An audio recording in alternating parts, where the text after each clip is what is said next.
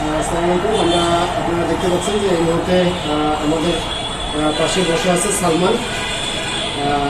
আমরা ইতিমধ্যে সালমানের অপারেশনের জন্য এইচডিটি হেবিটেট ডেভেলপমেন্ট ট্রাস্ট এর মাধ্যমে, বিশেষ করে আমি বলব জনাব নাসিরুদ্দিন হাওলাদার ভাই, যিনি কানাডা থাকেন, আমাদের বাংলাদেশি নাগরিক, তার সহযোগিতায় আসলে সালমানের গত দিন গলা অপারেশন করা হয়েছে খুলনা ডক্টরস পয়েন্ট থেকে।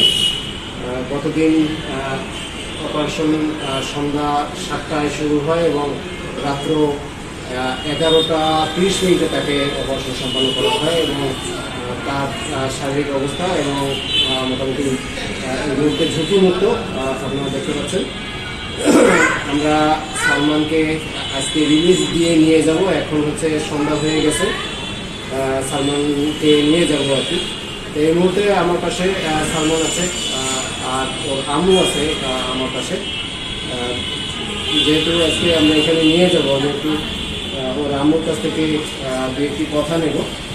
সেই পাশাপাশি আর একটু বলে রাখি যে আসলে সালমানের কিন্তু বিগত 2 বছর আগে গলার এই যে সমস্যাটা ছিল এটা ধরা পড়েছে। আসলে আর্থিক অসুবিধার কারণে কিন্তু সালমানকে আসলে ডাক্তার দেখাতে বিলম্ব হয়।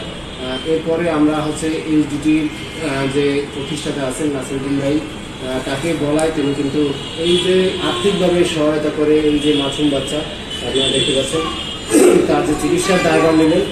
এই জন্য সালমানের পরিবারের পক্ষ থেকে আমি তার প্রতি অশেষ দোয়া কামনা করছি এবং আল্লাহ তাকে হায়াত এবং তার পরিবারকে হায়াত নসিব করুক এবং এই ভালো কাজে তাকে যেন আরও বেশি আল্লাহ তাআলা তৌফিক দান করে, সেই নিয়মে দোয়ার আবেদন জানাচ্ছি।